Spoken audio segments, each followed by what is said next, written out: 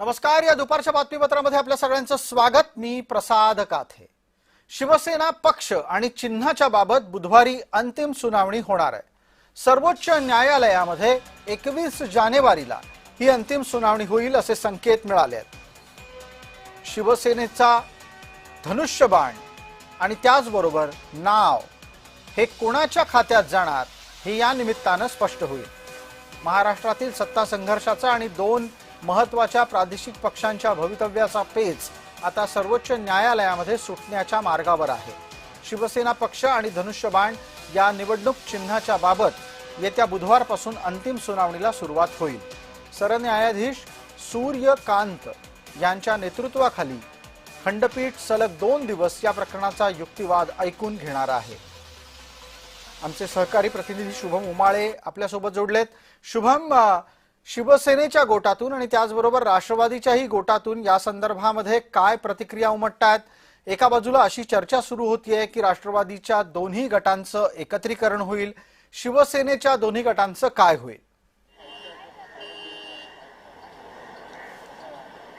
प्रसाद sir, जसं आपण म्हणालात बुधवारपासून जे आहे अंतिम सुनावणीसाठी सुरुवात होणार आहे। खरं तर स्थानिक स्वराज्य संस्थांच्या निवडणुकीच्या आधीच ही सुनावणी संपन्न होईल आणि उद्धव ठाकरे यांच्यासाठी एक मोठं खेळी जी आहे ती मानण्यात येणार होती। पण अशामध्येच निवडणुका झाल्यानंतर म्हणजे आता बघू शकतो की फक्त पंचायत समिती आणि जिल्हा परिषदेच्या निवडणुका बाकी आहेत आणि अशामध्येच अंतिम सुनावणी जी आहे ती घेण्यासाठी बुधवारपासून सर्वोच्च न्यायालयामध्ये सुरुवात होणार आहे। नेमकं चिन्ह आणि पक्ष हे कोणाला जातं याच्याकडे सगळ्या राज्याचं आणि देशाचं लक्ष लागलंय।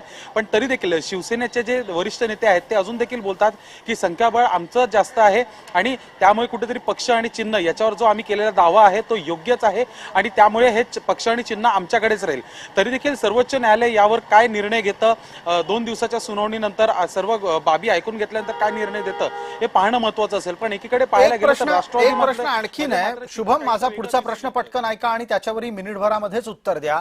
प्रश्न असा उपस्थित राहतो आहे की प्राप्त स्थितीमध्ये जर समजा या घटनाक्रमाला अनुसरून कुठलाही निर्णय द्यायचा झाला तर अधिक लोकप्रतिनिधी कुणाकडे आणि लोकशाही असलेली प्रक्रिया कुठे राबवली गेली या 2 मुद्द्यांच्या आधारे निर्णय करायचा झाला तर निर्णय कोणाच्या बाजूने जाऊ शकतो?